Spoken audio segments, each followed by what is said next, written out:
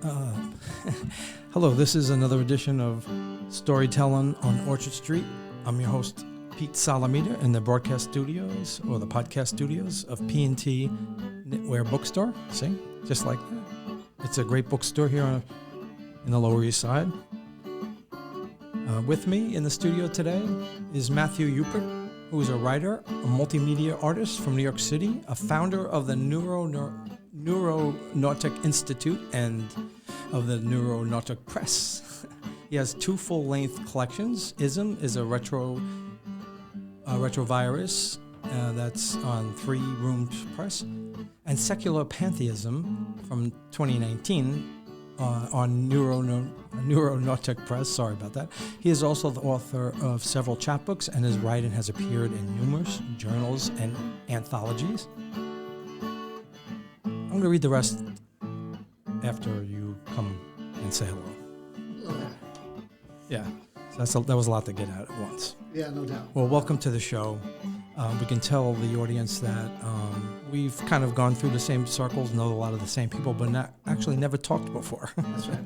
Right, so this will be the first time I've been interviewing somebody I've actually never talked to.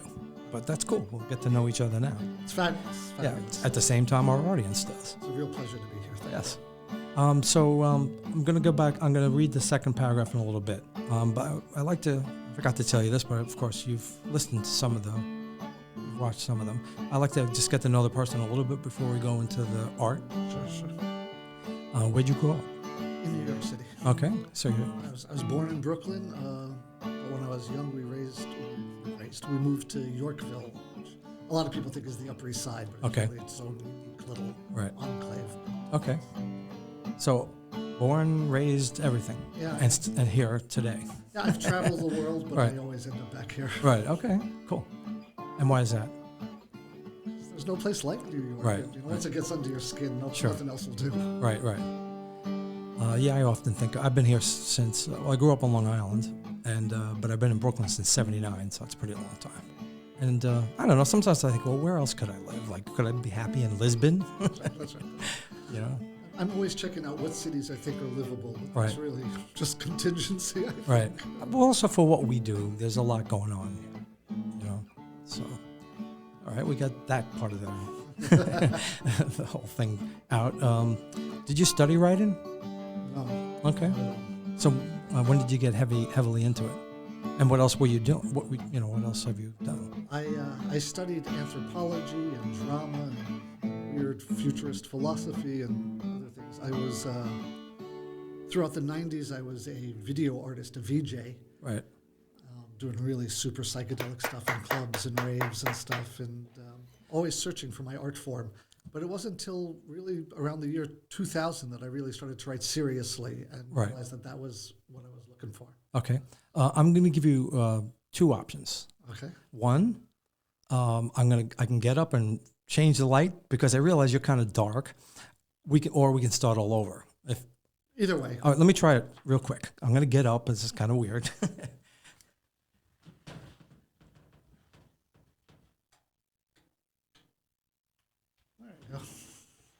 Okay, that's better. You know, I guess the audience doesn't necessarily need to know this, but but I'm going to say it anyway. If you can see, this is not on the boom stand. So I tried every other way of doing this where we could both be in the picture easily. The only thing I didn't pay attention to was the fact that your spot was a little dark. My apologies. I didn't want to go the whole show then and kick myself for saying my guest was kind of in the dark. Well, that's a lifestyle choice, maybe. Right. But you were doing other careers and writing at the same time, or? Yeah. I work in my family business. Which is in real estate. Okay. I do not love it, but it allowed me to be a video artist and a poet and all these other things. So that's a reason to like it. That's right. It puts food on the table. The only poets that earn money are dead poets. Right. So. Yeah. Got it. Okay. So when did the writing bug hit?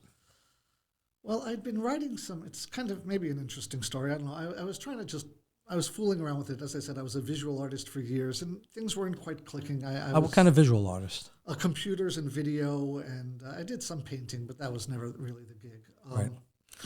And I was working on some short stories, and I'm going to say writer's block. I don't think that actually exists, but it's a good shorthand. So I wanted to do something completely out of character for myself. And at the time, I actually hated poetry. I didn't like poets. And what year or what time period was this? Around 2000, around the year 2000. And so I'm glad to hear somebody say that, that you hated poetry. Yeah. It's the truth. I didn't like writing it. I didn't like reading it. Well, because the funny thing is, I just started doing this 6 to 8 years ago, but seriously, the last couple of years. And it's not that I can't say I hated poetry, but I was a musician, and my wife was an artist, and that was my world. I mean, I came across poetry here and there, but Well, so I went to remember the Gotham boxes, the writers' workshop boxes on the street. So I went and I just grabbed one. I said, I need to shake up. I need to do something about writing, but I want it to be out of character because I really want to shake myself up. Sure. And I took a poetry class with Dean Costos, who sadly just passed away last year. Sorry to hear that. And it clicked. And all of a sudden I realized that this was the thing I'd been looking for years and years and years. And I've never looked back. Right. Well, it's funny because, I had a similar epiphany. I mean, I was in bands for over 40 years. But I was the drummer, and as a drummer, you're in the back mostly, unless, there was occasional where I got to do more, frontline stuff, but never with a microphone. If you heard me sing, you would know why they didn't give me a microphone. But I can read, and I've discovered I can write. It's fun. And then it's great, and I don't have to carry anything except like this.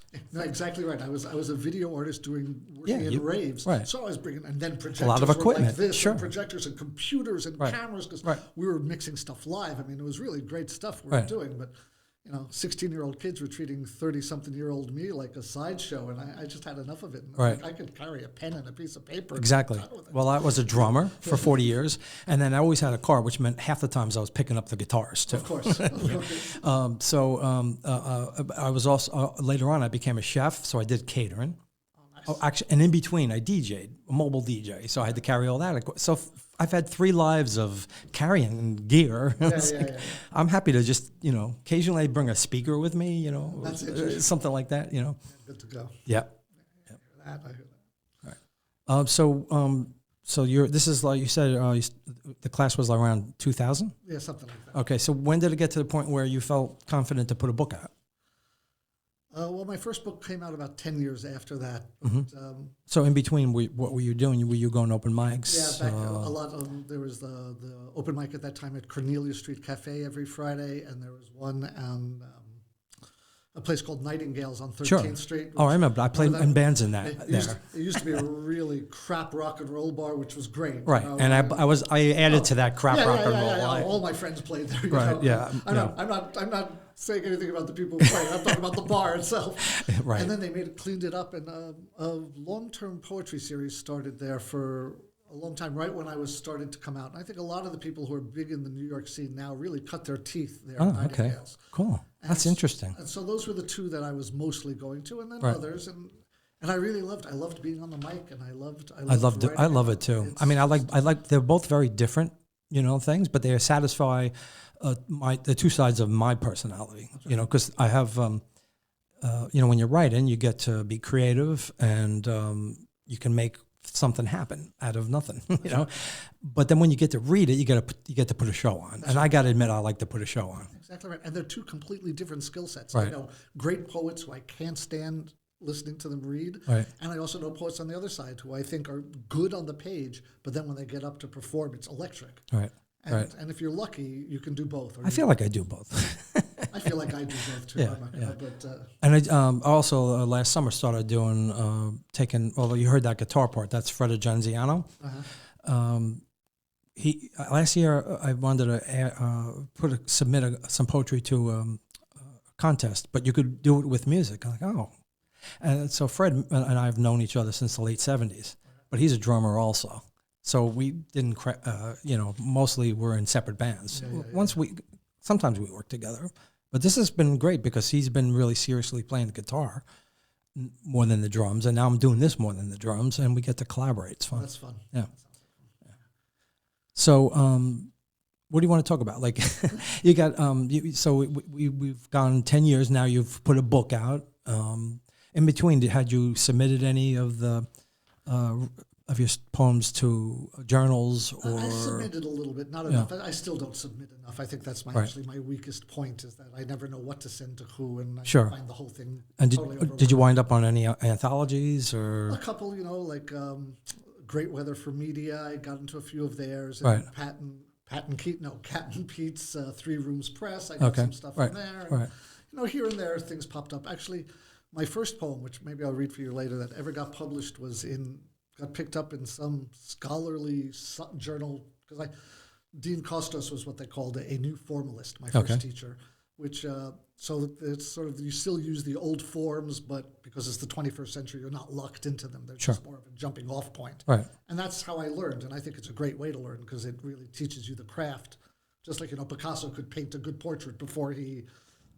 Not that I'm comparing myself to Picasso. No, it makes sense. It's the same thing with what musicians get wrong sometimes. They listen to, say, somebody like John Coltrane, but they listen to what he sounded like in the 60s without listening to what he did in the 50s. Exactly right. Where he set his, so he could play a ballad. He can play deep blues, but he could also do that other stuff because you have to have the foundation. Right, exactly. Right. So anyway, I had something, actually went into a very scholarly, out of the University of Evansville, a sonnet I wrote, and then the guy asked me if he could put it in a collection of sonnets, a hardcover collection. Right. Sure. This was right when I first started writing. And my poem was like right next to Seamus Haney's poem on the page. I thought, God damn, I've made it. You sure did, man. Yeah. That's great. Yeah, not really, but come on. That's everything we do is an achievement. That's right. You got to put. We're putting ourselves out there. Yeah. I'm amazed at where I'm at. I was doing a question and answer session, and a kid asked me, he said, well, what's the biggest change in your life when you became a published author? Right. I said, I have one more box of books in my basement. I know, exactly. That nobody, I have one of those too. It's in my dining room, though, because I'm a little more hopeful. There you go. But I don't know. I can't believe where I'm at. Because 5 or 6 years, 7 years when I was writing, I was like, I felt like I was saying something, but I don't know, it was still kind of raw, and I couldn't tell. I mean, I would post it on Facebook, but some people would, but little by little, I got more and more feedback. Wound up published in a multimedia online magazine, But it's still, I never thought I would have a book out, and then I came to Wayne Crawl's. And I met Wayne, and I got to do a feature. But I found out subsequently, I found out they had a podcast studio. I was like, all right, I'll do that. That's cool. Yeah. Actually, Wayne just booked me for September. Oh, nice. So. Right. Oh, he's that far ahead, huh? Yeah. Cool. I used to be that far ahead in my bookings, and now I've kind of slipped. So I mentioned 2 books that you put out, and they're both, one's just a few years old, and one's a little more than 10 years old.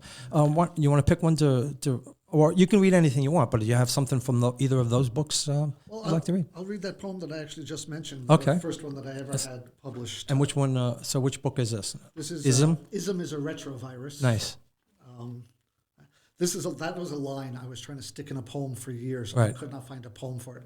And finally I was like, fuck it, it's a title. Well, having virus in your title is pretty in now. It's contemporary.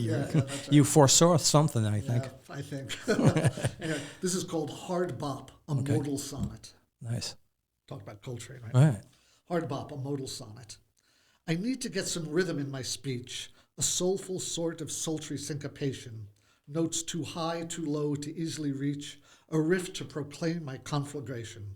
A drumbeat pounds a backbeat of desire that sounds across my Serengeti plain. It chanted dance around a swirling fire, singeing love is singing through my veins.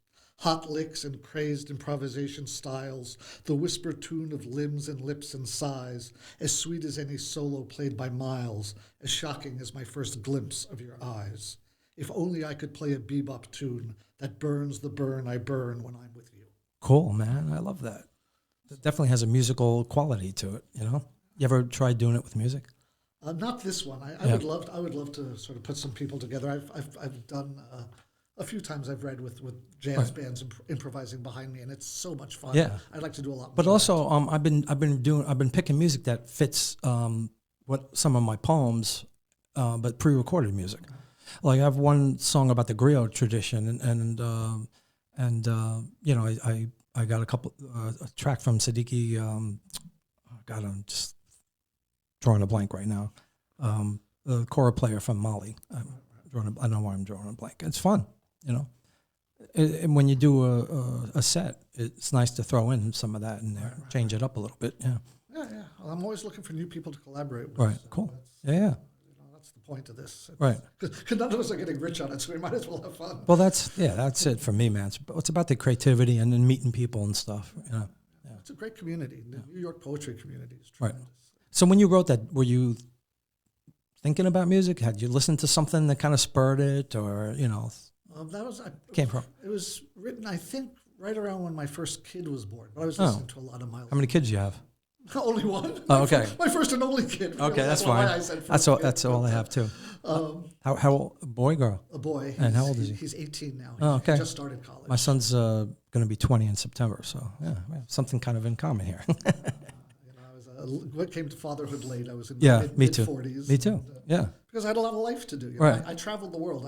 I spent 20 years wandering Asia and Europe. Yeah. And, For me, it was more about procrastination. it may be the same thing, just you get on a train first. Right. Yeah, it sounds better. Yeah, but I was traveling. Exactly. Me, I was just sitting home and just didn't realize, I should do it. It's not a surprise. The place I traveled to generally had like a lot of hash or something Oh, involved. right. I mean, Well, there's another story there. yeah, there's many. But I spent a lot of time in India. Any poems from that? From your travels?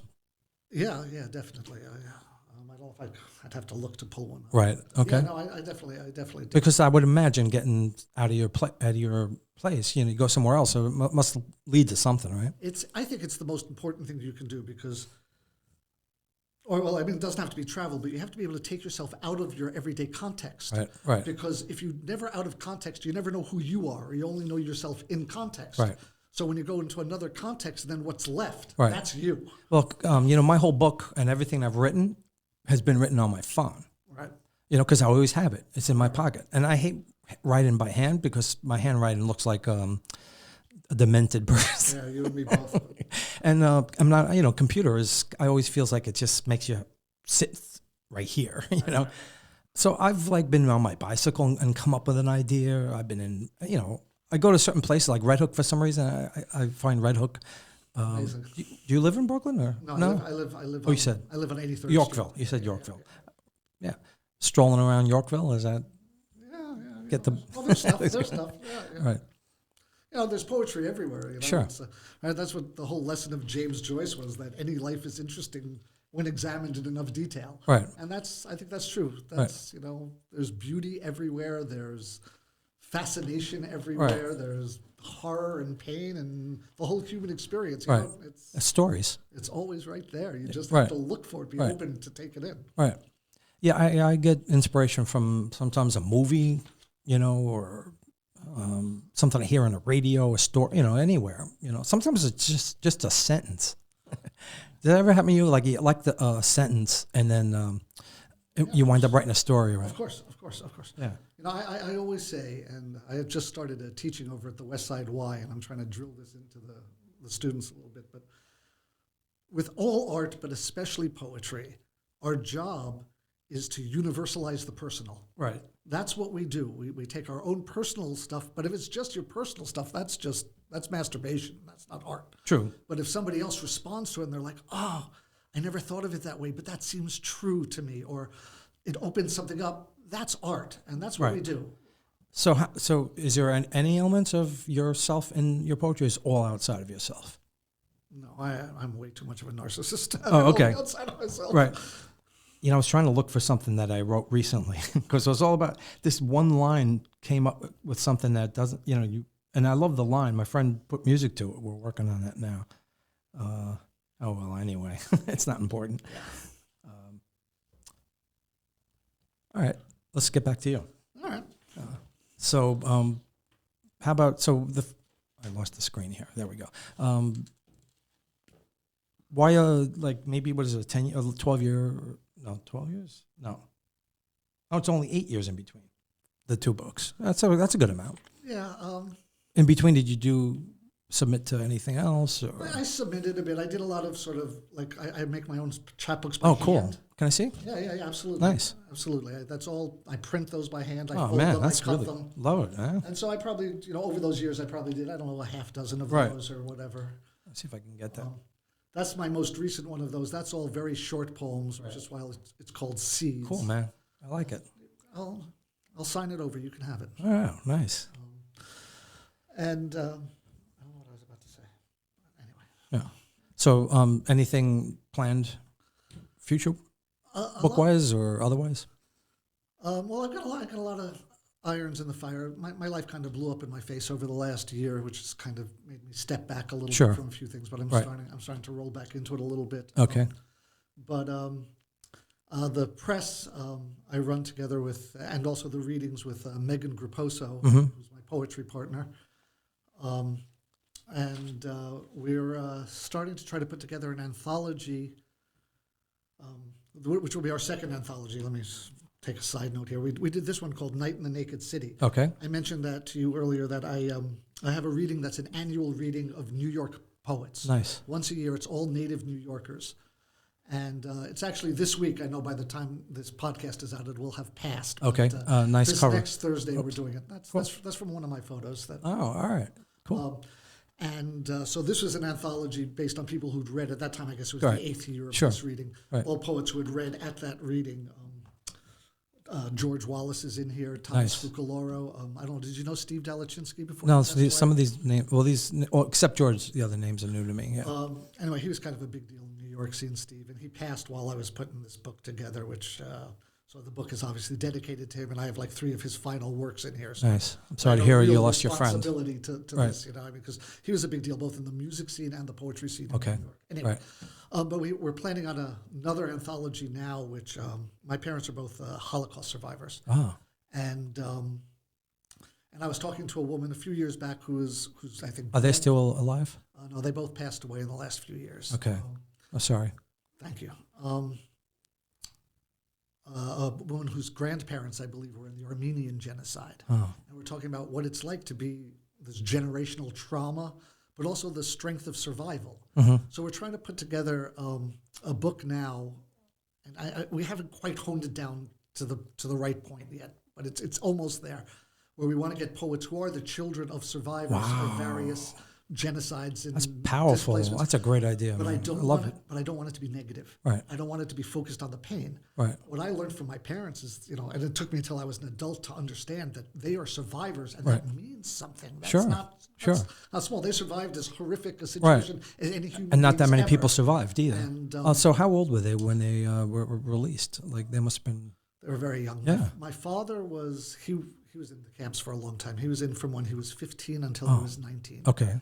And then he spent a year in the hospital after that. Right. And my mother's probably 2 or 3 years younger, but she was on the run for most of the war and didn't get put in the camps till the end of the war. Wow.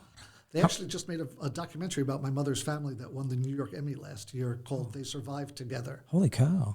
which I'll put a shout out for John Rakosny and his Right. work, because it's a really beautiful film about a family and how they survived this. Uh-huh. It's This is worth checking out. This is really powerful.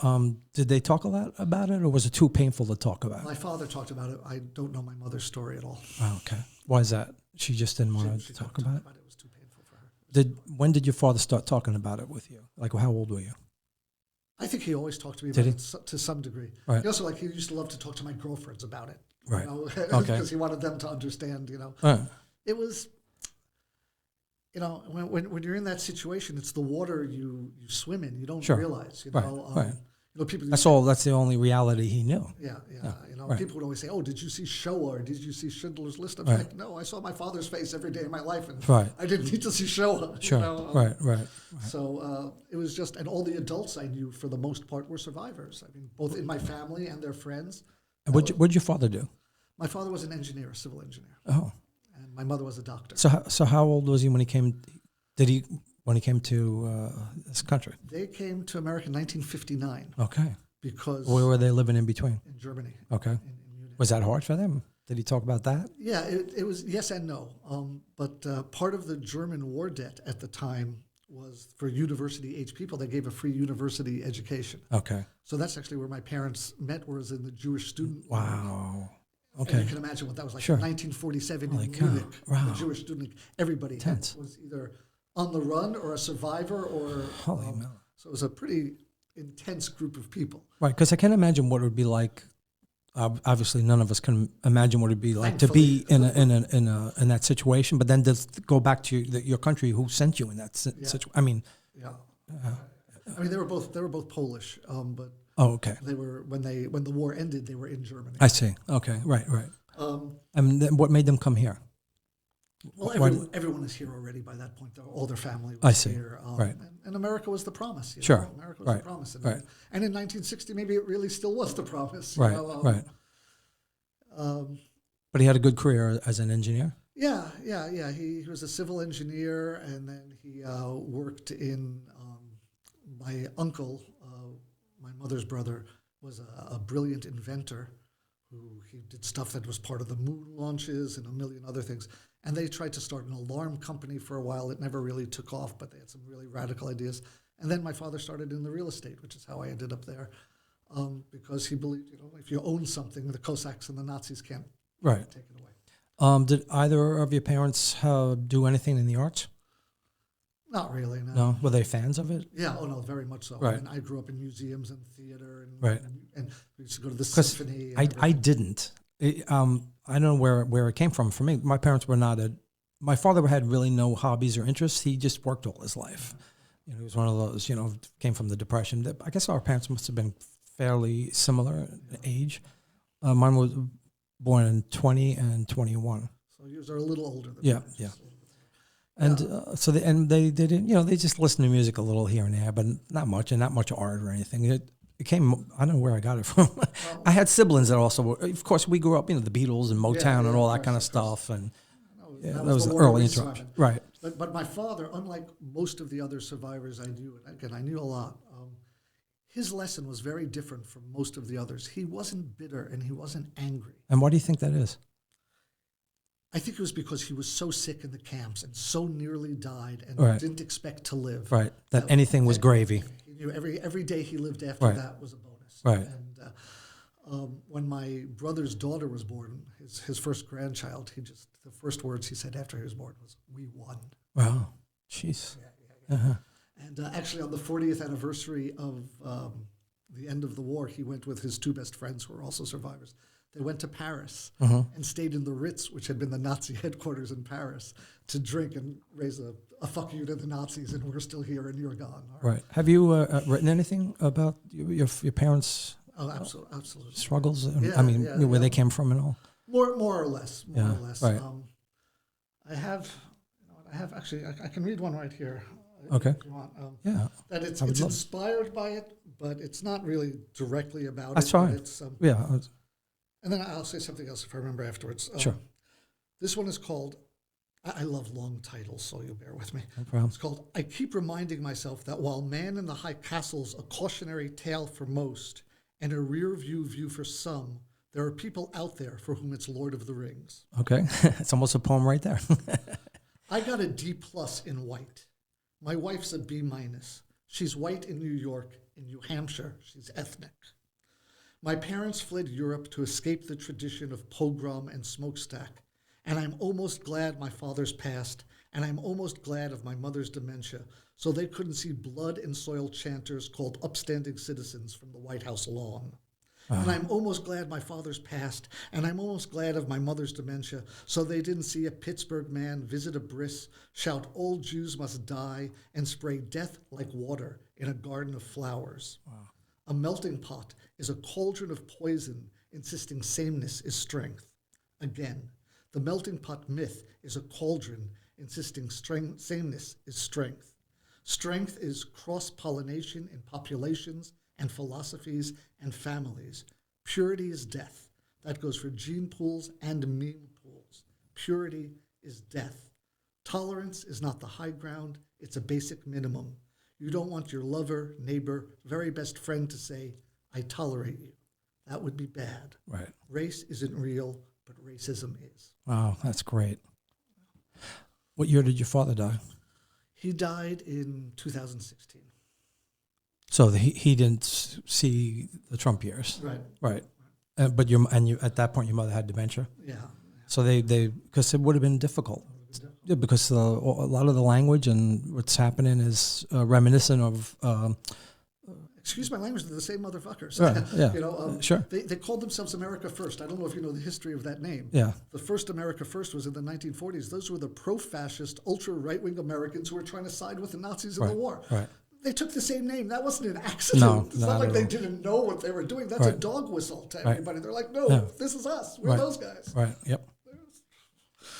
Yeah, it's really unbelievable, really. Yeah, it's frightening. It is. It's frightening. So tell me about the open mic, because you do an open mic every Wednesday at Otto's Shrunken Head? No, it's once a month. It's once a month. It's the third Thursday of every month. Right Thursday. Oh, okay. There is one on Wednesday. That's not you then. Right, that's a different thing. Okay, right. It's You said the fourth Thursday? Third Thursday. Oh, third Thursday. It's shifted should be a easy to couple remind. times. Right. Right. I like the alliteration. Yeah, me too. I prefer it. Yeah, it's great. We used to do it. It started at the Red Room above KGB Bar in 4th Street for a few years, Right. which was a great space, gorgeous Art Nouveau, I would say. Right. Expensive cocktails, but a lot of stairs, which kept a lot of poets out between the price of the stairs. There's something going on there now. I went to one recently. Yeah, on the Monday nights, right? Yeah. Yeah. It's supposed to be good. I met that guy. I got to read. Oh well, actually, the night I went, it was I forgot her name. It's a woman that was running it. Perry? I think it was Perry. I don't know. Okay. Maybe Perry Vasco, maybe? Was Yeah, I think so. I don't know. Yeah. Anyway, so we did that for a few years, and then COVID came, so we moved on to Zoom for 2 years and kept the readings going, which was both a good thing and a tough thing. Sure. We were able to have, like, one day we had a guy from Liverpool and a guy from California and a guy from Ohio as our features on the same day. Right. So you can only do that, through the Zoom. So Sure. And we still want to keep doing the Zooms once in a while. Okay. But anyway, after the pandemic, the Red Room, they wanted a different economic arrangement that we couldn't really sustain at that point. Okay. And no hard feelings. Obviously, I think I should be treated special, but sure. they're a business. They're not there to sue me. So we were very lucky that we only lost 1 month of readings and then got to Otto's, and Otto's took us on. Nice. And because people are doing readings in pizzerias and because there's so few spaces right now. So to end up in Otto's that quickly was really a blessing. And it's a completely different, it's 180 degrees different space. So the next one's the 18th of May. Yeah. Although we're not doing the open mic on the 18th, we're going to be doing the annual New York reading in that slot instead. Got it. And that's so many poets that we don't have time for an open of course mic not. on that one. Right. Usually I did that separately, but it was tough to find a space, and I didn't have the patience to look, honestly. And so we just said, fine, we'll just slot it into our usual space. Right. So we have time left, but at the same time, I want to make sure that you get at least one more, get something else to read in. I'm gonna read. It's a very new one. I can read a funny one or a sad one. What do you like? Or both. Let's go for funny. All right. I love when people are asking me how to do readings. I always recommend start with a funny poem. Right. Because if the audience laughs, you can then go anywhere. Sure. All right. This is a fairly recent one. This is called Taking the Piss, Clinton Era, near Central Station, or Détente. Okay. You do like long titles. I do. Sometimes I have titles that are longer than my poems. Okay. Blah, blah, blah, blah, blah. A true story. I was breaking up buds and rolling some joints over breakfast espresso in the lobby bar in the Backpacker Hotel that was home away from home, off and on in Amsterdam, back when the dollar was strong and we were living large. Some British kids were watching across the window table that overlooked Prinsengracht, my preferred spot, day or night, watching the movement of canal boats and bicycles against skinny brick buildings and a Dutch clouded sky. One, early 20s, turned to me, he said, "In American films, they're always talking about eggs over easy. What are eggs over easy? We don't have those at home." So I explained about flipping the sunny side and keeping it yellow runny. 2 more questions. What do you call it if you don't want them runny? Over hard? And why are you rolling joints like that? Mixing the weeds, no tobacco, no filter? Isn't it strong? Isn't it harsh? I'd guess over well, but how the fuck should I know? I like 'em easy and runny. And I like mixing weeds for flavor variety, and I don't come from hash culture, so habits of filter and tobacco never arose, and they're my fucking joints, and I'll fucking roll them however I fucking want, and if you fucking don't like it, you can fuck off. One beat of silence. Maybe another. I thought all Americans were wankers, but you're all right, mate. So we had Guinness for breakfast and passed a joint, no tobacco, no filter, yes, strong, not harsh, and international relations were slightly improved. Passing a joint, that has a habit of doing it. And I was waiting to find out if he was going to take a hit of the joint. Yeah. So were you in Denmark when you wrote this? In Amsterdam. Amsterdam. No, I wrote this afterwards. Right, but I mean, it came from that experience. It came from that experience. Right. Yeah, I used to, as I said, Is kind of a true story then. Totally true. Totally true story, actually. I like the question about the eggs. That's really funny. Yeah. It cracked me up. I never forgot it, obviously. Sure. It was probably in the 1990s that this happened. And I'm sure whiskey down would really be a question too. That's right. Do you remember that? I don't know if anybody still says it, but the old diners used to go whiskey down if you ordered rye toast. Rye toast, yeah. I don't know why I always liked it. It always made me want to have rye toast, so I could hear them say whiskey down. I love diner lingo, and I think as poets, how could you not? I mean, our whole gig is playing with language, right? And they just did that naturally and unconsciously. Sure, really and we also like going to diners. That's right. Especially like 2 a.m. 2 a.m. Well, once you're done drinking, reciting poetry, you got to get some eggs in there. Sure. Well, when I was young, where I went would hinge upon how drunk I was. So if I wasn't that drunk, it would be a diner. Right. The drunker I got, the worse the food got. Yeah. So like if I was really, really drunk, it was like White Castle. Of course. And boy, would you regret that the next day. Not only did you drink too much and you're going to have a hangover, but you ate White Castle to put salt on the wound. Do you mind if I read one? I always like to read one. Please. Okay. Please. I'd love to hear one. This one's called Share of the World. I don't think it's funny, but the sentimental sits piled high on my living room floor. I take a close look and I come to the conclusion I have no idea what to do with it anymore. My house is insane. There's no order in it at all. I got bills to pay, a long list of IOUs, things broken with little will to fix them left in me. We used to fix each other, now we leave it for tomorrow, hoping it just happens, like a long-lost miracle riding in to save us both. And we put things in boxes as if we accomplished something, because it's easier than making decisions that you might not come back from. We leave the boxes collecting dust where they sit, never to open them again, and just carry on as if all is right in our share of the world. Nice. I was doing house cleaning when I wrote and we have a lot of boxes in our house. So what have we not talked about that's important to you in your life? Well, I am about to start another reading series in June. Where's that going to be? At Kingston Hall on 2nd Avenue and 9th Street. That's going to be the first Tuesday of every month, starting in June. What's that place like? It's a really nice bar. Okay. It's a really nice bar, although we're in the back room, which is a little small. Right. But hopefully it'll work. It's kind of an experimental idea for a reading, though. We're going to have no features, just an open mic. But the idea is that if you want to read on the open, you have to take one of your poems and put it in our pile and take another poem from the pile. Wow, so I every like that. poet has to read somebody else's work poem. Right. as well. That's interesting. And originally I wanted to do it just like that, but then I know poets' egos, mine would included, that if they're not reading their own stuff, they're not showing up. Right, it's true. Right. But I think this could be really exciting, and everyone would have a new take on their own work. Right, you would hear somebody else do it. Yeah, I think so. That's going to be fun. So I'm really looking. I like when somebody else reads my poetry. I've had an occasion to do that too. And it's always surprising because it's not your poem anymore; it's another poem. Right. Actually, when I did my book release party, I did it at Freddie's Brooklyn, and and I had guests. That's when my friend I was telling you about, Fred, that's on there, and his nephew. And then I asked my niece to read one of my poems, and I played drums. It was kind of fun. Let's do something at Freddie's together. Yeah. Okay. Yeah. Well, you ever go to Mimsy Mac's open mic? No. It's I think it's the first and third Sunday at Freddie's in the afternoon. There's one tomorrow. I'm gonna this Sunday I'm gonna go to it. It's hard to get me off my little island. Yeah, I see. It's a long way for you to go too, from the upper to But I like going there because it's more of a rock and roll thing. Yeah. So there's other poets too sometimes, but it's a lot of music, so it's good. It's a different thing. I'll try to come out with you sometime. Yeah. But we'll figure out something else. But even just to go, I'm always looking for new crowds. You want to read one more? Sure. I'm not going to read the sad one that I wrote that I thought I was going to read, although I think it's a damn good poem. Well, then read it. All right. Yeah. If it's a damn good poem, I want to hear it. All right.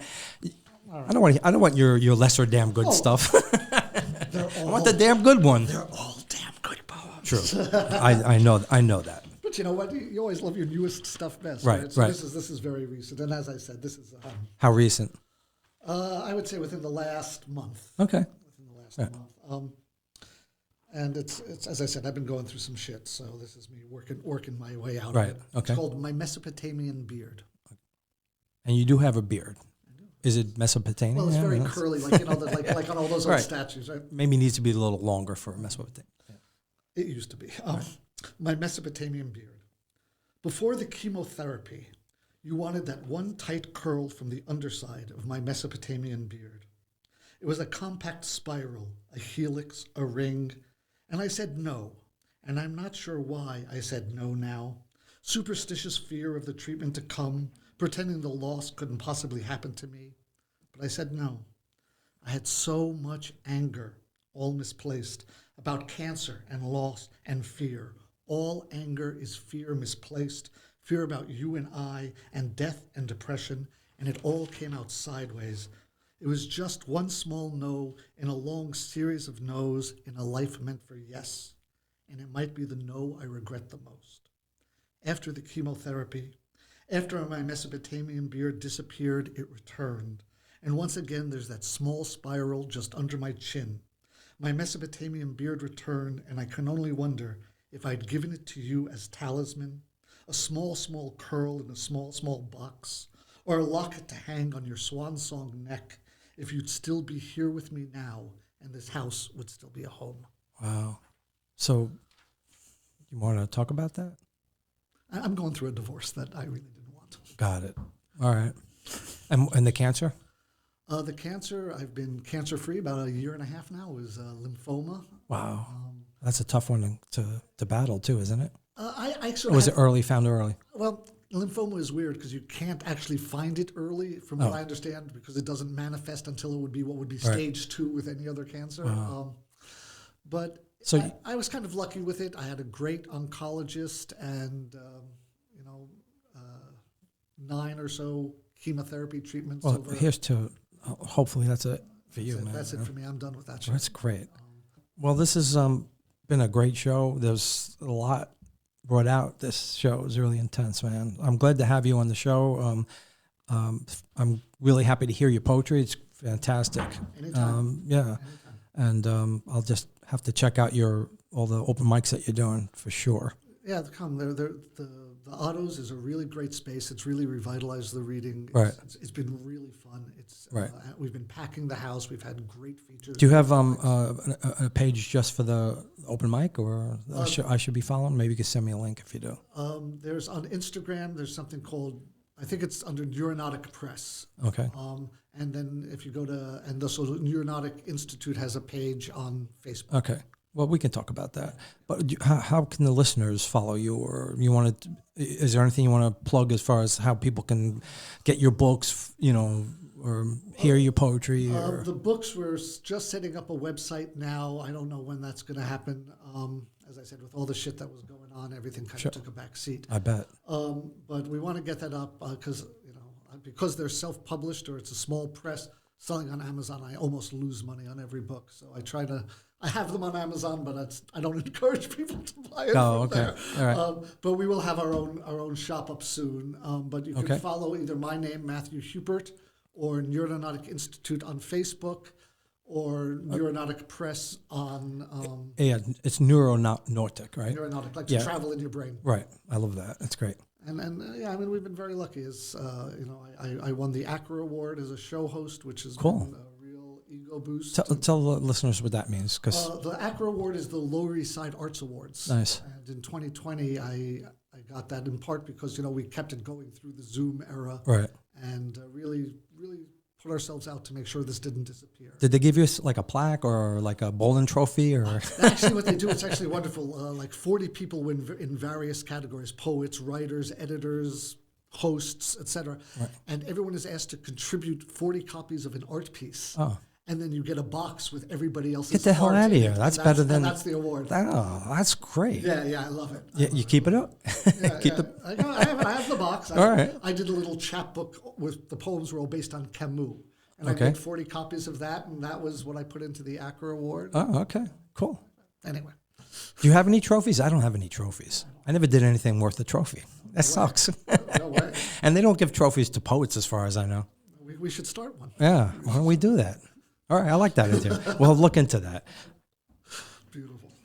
So you're going to hear the guitar stylings of my friend Fredo Genziano. You've been listening to or watching or both Storytelling on Orchard Street, which is 180 Orchard Street. It's in the P&T Knitwear bookstore right up front. You can see it if you walk by. We can wave to you. But come in and buy books. I'm really pleased to have met and had the time to talk to my guest, Matthew Hupert. And I look forward to more of hearing and talking to you. It's been a real pleasure. Yes. And thank you all, and take care. Bye-bye.